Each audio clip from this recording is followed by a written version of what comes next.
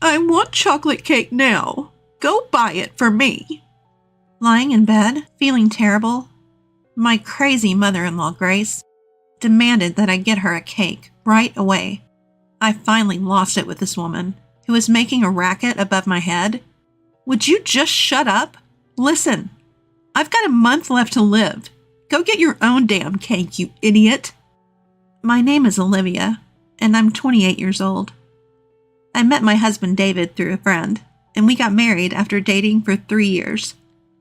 We don't have any kids yet, but we're enjoying our time together. David's family owns a small factory with about 30 employees. They're doing pretty well in their area. The company was founded by my late father-in-law, and I heard from David that it grew with the combined efforts of the employees. Now David's sister Sophia is running the company as the CEO. By the way, she's not married. Sophia has a knack for business, and the company's performance has improved recently. Must be Sophia's great communication skills, just like Mom, David said. Sophia was indeed friendly and approachable, even to me when we first met. I'm Sophia, your sister-in-law. I'm so happy to have such a cute sister. She grabbed my hand and said this with a wonderful smile. As someone who only has brothers, I was also happy to feel like I had gained a sister. So far, it sounds like I have nothing to complain about, but that's not the case. The problem is my mother-in-law. Our company has coffee breaks at 10 a.m. and 3 p.m., and I really hate those times. And here's why. Sorry, Olivia. I'm a bit tied up. Could you get Mom's coffee? When I hear that, my mood instantly drops. The family home is next to the factory, and my mother-in-law chose to retire and stay home after my father-in-law passed away. However, she seemed to cherish this coffee break, saying, I've been waiting for you. So, Olivia, I wanted to talk to Sophia. She gave me a blatantly disappointed look. Naturally, she wasn't in a good mood, and as she was about to leave with a wry smile, she said, Hey, I have something to say to you, so sit here.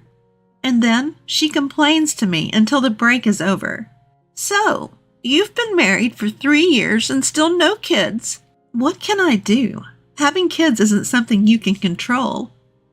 And if I stay quiet, she gets even more irritated.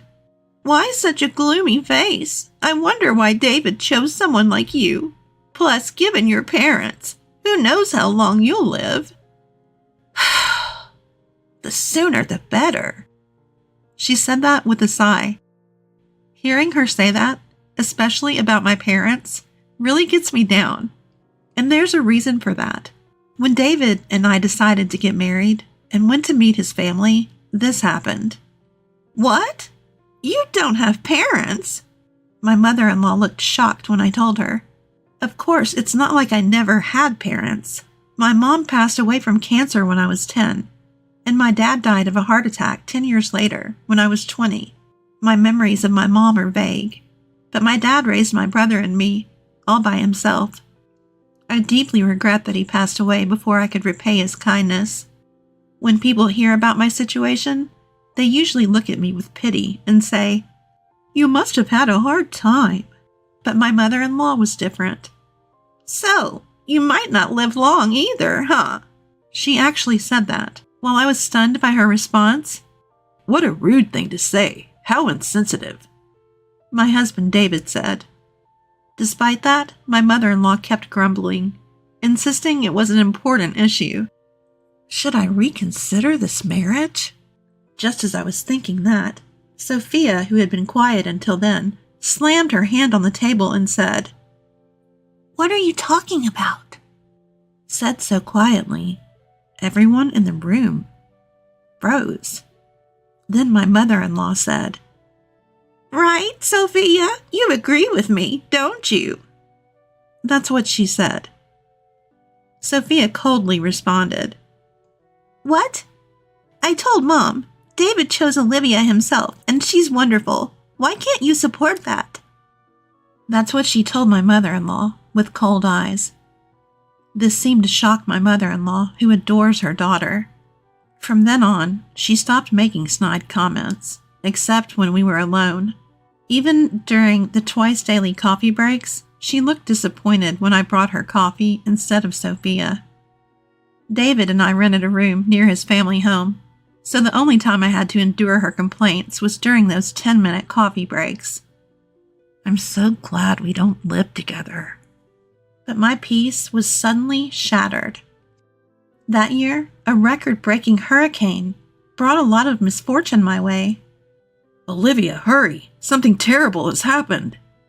I'd never heard David sound so panicked. I rushed to the living room to find it in complete disarray. What is this? Our ceiling was leaking terribly due to the hurricane.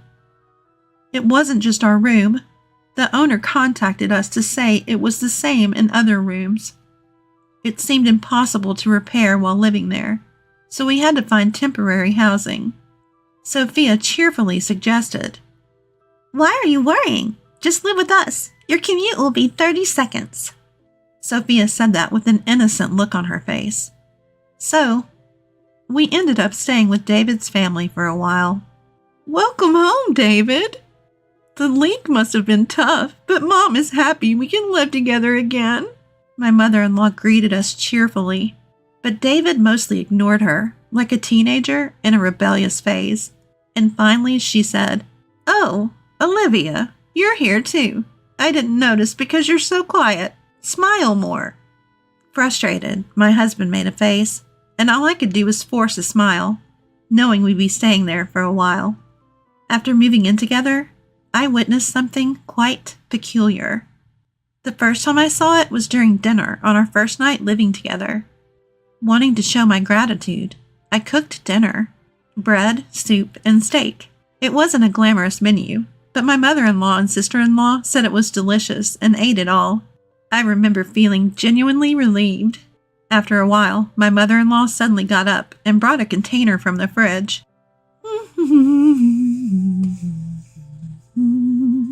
Humming a tune, she opened it and piled a ton of its contents onto her steak. "Ugh, Mom, you're still eating that stuff?" My husband sitting next to me looked disgusted. Sophia, my sister-in-law, rolled her eyes and said, "She won't stop, no matter how many times I tell her. I've given up." She then burst into laughter. At first, I couldn't tell what was on top of the steak. Upon closer inspection, I realized it was jam. While sweet sauces on meat aren't unheard of, adding jam to a seasoned steak was just bizarre. When you eat something salty, you crave something sweet, right? That's why, she said, looking quite pleased with herself. Honestly, it gave me heartburn just watching her. For the record, I'm not a fan of sweet sauces on meat. "Come on, Olivia, why don't you try it? It's delicious," Mother-in-law said, turning to me for the first time. I didn't want to eat it either, but I forced a smile. Apparently, that wasn't the reaction she was hoping for. "I'm recommending it for a reason. You might live longer if you follow my example." With that parting shot, she retreated to her room. I was left speechless as she stormed off. My husband and sister-in-law apologized, saying, "Sorry." "Sorry. Mom's at it again with her nonsense." Apparently, mother-in-law has a serious sweet tooth and doesn't feel her day is complete without eating a cake. Amazingly, her annual health checkups always come back normal. Come to think of it, she's always eating cake during our 3 p.m. coffee breaks. I remember that. I like cake too, but not every day. It would get monotonous. And what about blood sugar levels? I've always been cautious about my health, especially since both my parents had short lifespans. So mother-in-law's jam steak was quite a shock. "Wait, does Sophia buy the cake every day?" Caught off guard, Sophia admitted. "Yeah, she makes me go buy it. She says it's embarrassing for her to do it herself. Thanks to that, I've become good friends with all the local cake shops." Sophia said, laughing. Watching this, my husband David said, "Sophia, this isn't a laughing matter. Mom's getting older. She needs to start caring about her health. I've always left it to Sophia to deal with Mom, and I feel bad about it. With that, my husband continued to look exasperated. Well, I think you guys will have to help out more from now on, Sophia said with a cheerful face, and I braced myself for more interactions with mother-in-law. Living with my in-laws made my commute much shorter, so I took the initiative to do household chores before and after work. I tried to engage my mother-in-law in conversation, but she often gave me the cold shoulder or outright ignored me. Despite that, she never missed an opportunity to complain about the kids during our coffee breaks. Since moving here, I've had more bad days. Must be the stress. My spirits were low. My husband noticed and offered multiple times to go to the doctor with me. Let's move out and stay at a hotel temporarily, he suggested, but I declined because it felt like a waste of money and the nearest hotel was still a bit far. Then, the worst thing happened. A business trip for a whole week? I was speechless at the news from my husband. The reason for my despair? Sophia, my sister-in-law, would be going too, meaning I'd be alone with mother-in-law. Yes, I'm saying that. My husband offered to take me with him, but I thought it's just a week. I hope I can handle it, especially since I still wasn't feeling well. On the day they left, Sophia sent me a mother-in-law survival guide to my phone. If anything happens, just feed her cake and you'll be fine. I couldn't help but laugh. The list included local cake shops and mother-in-law's favorite cakes from each. For someone like me, who was bracing for a tough week, this info was a godsend. In a week, our home renovations would be done, and we could move back. I thought I could manage, but that optimism crumbled on the first night. When I returned from work, mother-in-law was blocking the entrance. You know why I'm angry, don't you? No, I don't. I'm not psychic. Losing patience, mother-in-law snapped. You missed both the 10 a.m. and 3 p.m. coffee breaks today. Her words caught me off guard.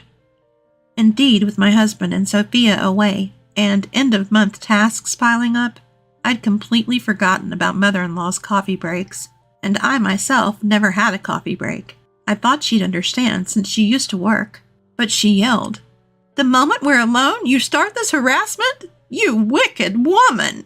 She said that with an angry look on her face. I felt a huge disconnect with her. Why am I getting yelled at like this? Do I deserve to be called wicked? Suppressing my anger, I thought, it's just a few more days, and said, I did buy cake during my lunch break. It's in the office fridge.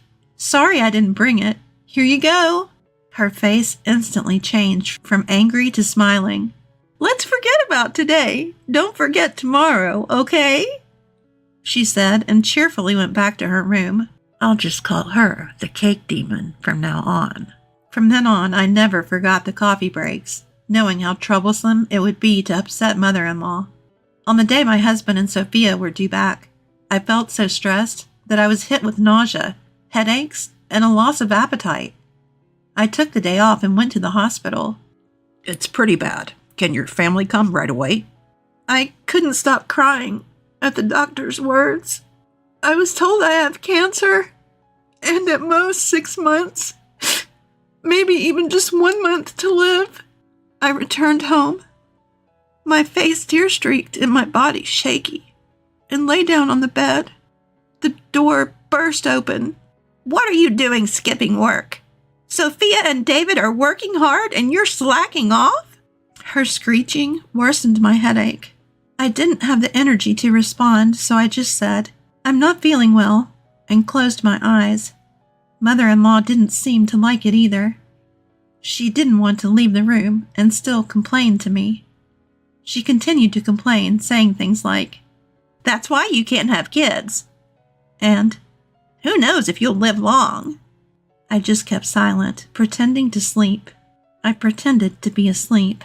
Then, out of nowhere, she asked about today's coffee break. Is she really this stupid? I thought, opening my eyes to see her standing over me. Grace, I'm sorry. I'm not feeling well enough to go shopping today. Could you please? She cut me off. I don't care. I want chocolate cake now. Go buy it. You're probably faking it. She screamed at me louder than ever. My frustration exploded at the woman in front of me who was selfish like a child. Shut up. Listen to me. I have 1 month to live. Go buy your own damn cake, you idiot. What? My words seemed to stun my mother-in-law, who looked at me with wide eyes. Then, from behind mother-in-law, Mom, what are you doing? And Olivia, what do you mean by 1 more month? My husband with a pale face and my sister-in-law, who looked equally concerned, were standing there. Weren't you coming back tomorrow? Ignoring the visibly shaken mother-in-law, my husband came to my side. I felt so relieved by his actions that I burst into tears.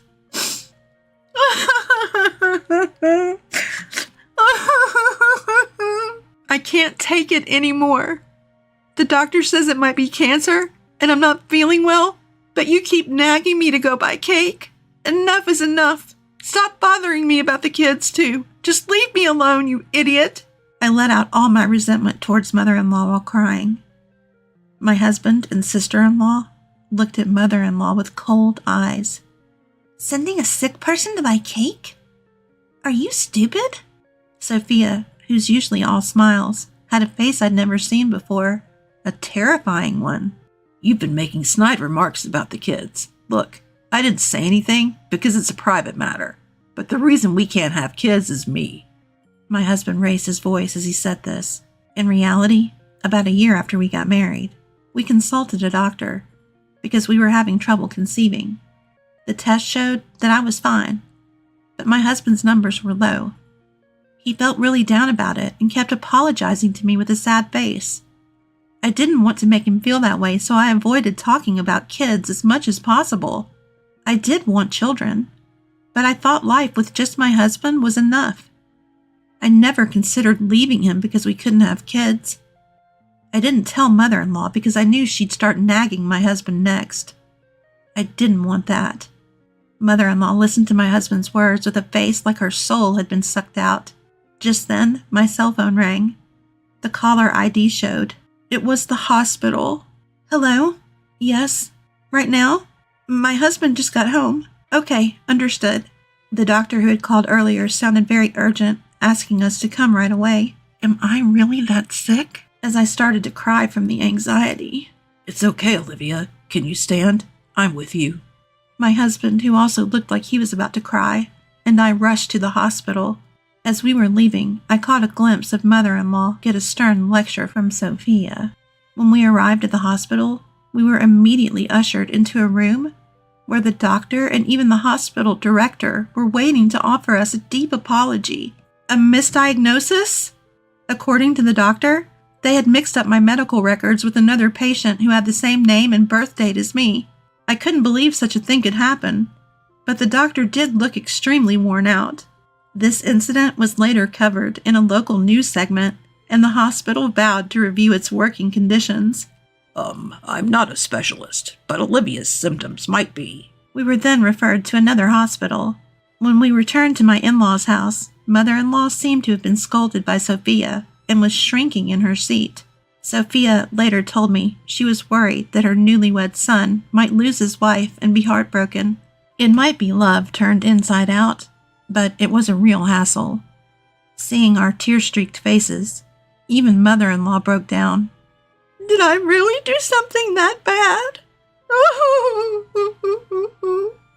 She started crying. So what about Olivia?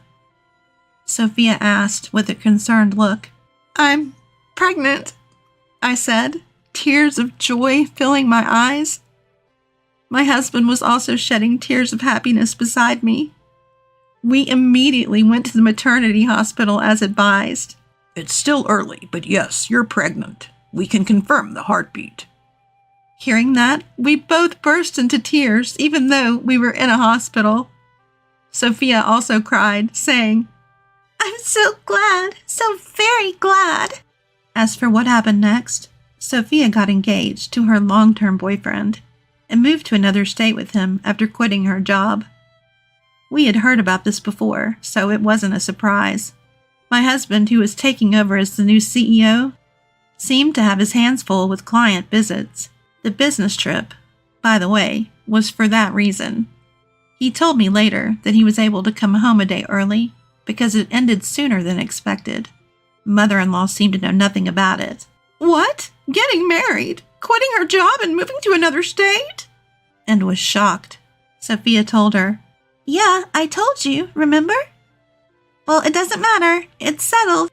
Mother-in-law was in a daze, and we all laughed.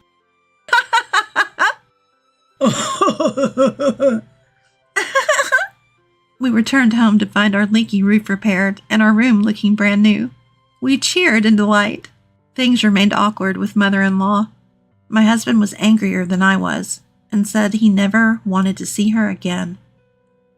But mother-in-law started showing up occasionally during our coffee breaks, holding not cake, but small snacks like biscuits. She had stopped the daily cakes and jam steaks, apparently trying to be more health conscious now that she knew a grandchild was on the way.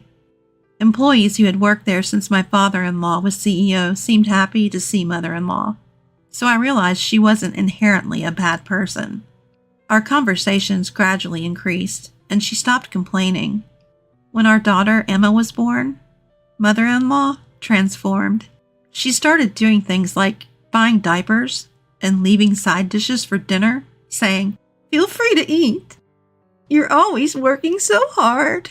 Even when she knew I was home, she'd send a message and leave without ringing the doorbell. The side dishes were in a cooler, and I appreciated her thoughtfulness. I felt I could get along with this version of mother-in-law. What really convinced me was when Emma was born. Mother-in-law took my hand and said, "Thank you, Olivia. Really, thank you." Seeing her tears, I knew she was sincere. Sophia also seems to be doing well and recently announced her pregnancy. It seems like it won't be long before we all gather at the in-laws' house for a friendly meal